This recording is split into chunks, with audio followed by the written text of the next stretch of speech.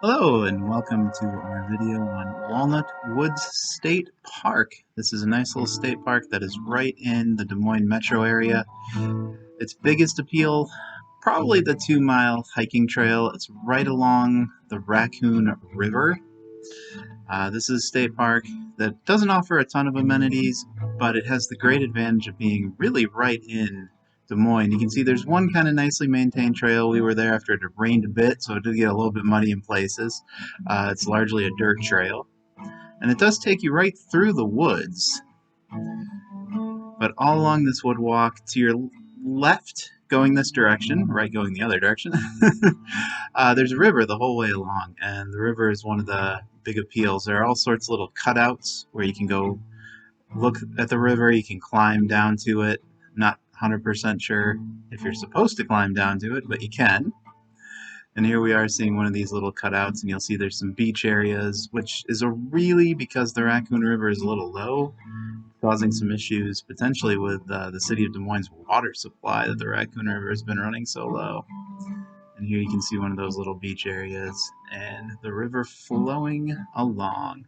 Of course, you can get out on the river. There is a boat ramp, which we'll see coming up in a little bit.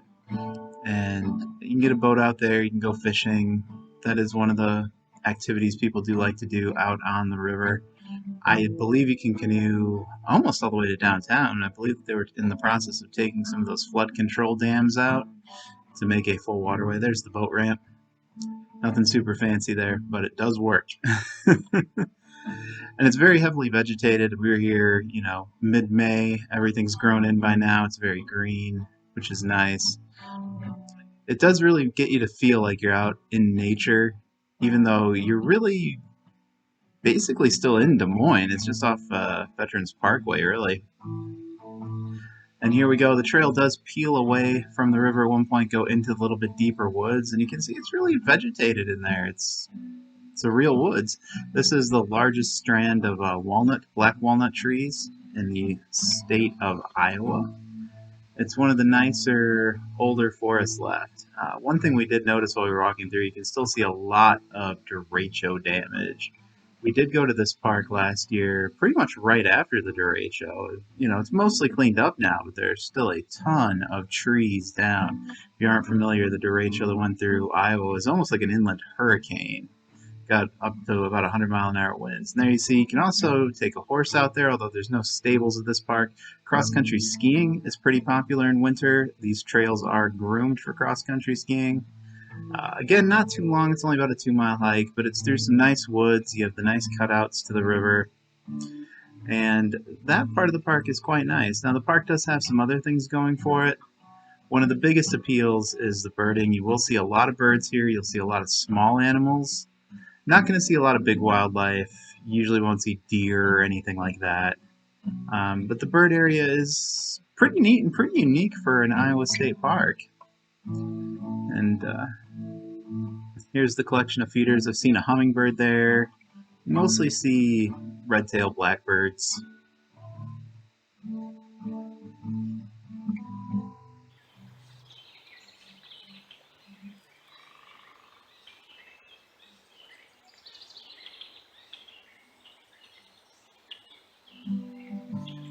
So we're kind of hearing some there, but not too many.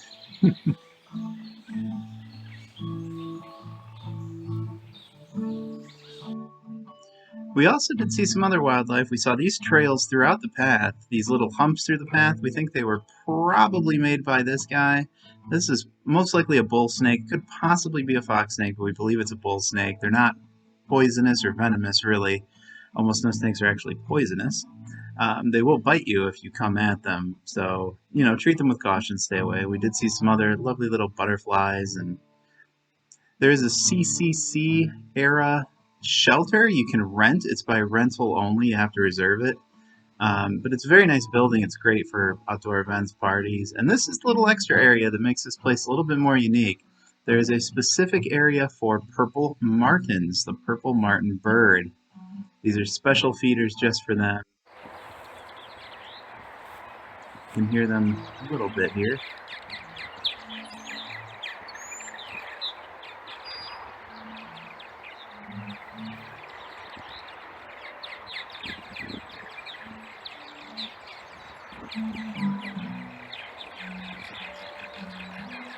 It can be pretty noisy. But this is a nice little area.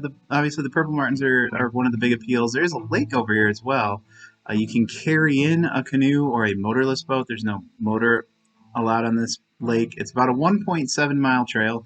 Me and my wife have done this trail in the past. I will tell you, the trail doesn't really go anywhere. It just goes kind of around the side of the lake. And it's a nice walk, but you just kind of walk to a dead end in the woods, which was not really what we were expecting. So overall, this is a pretty solid park. It's a nice park for a day out. It's not going to be anything super fancy. It doesn't have a great swimming area or anything like that if you have the family. But you see a pretty good variety of wildlife, especially the birds. The birds make it pretty unique. You can hike, you can get out on the river.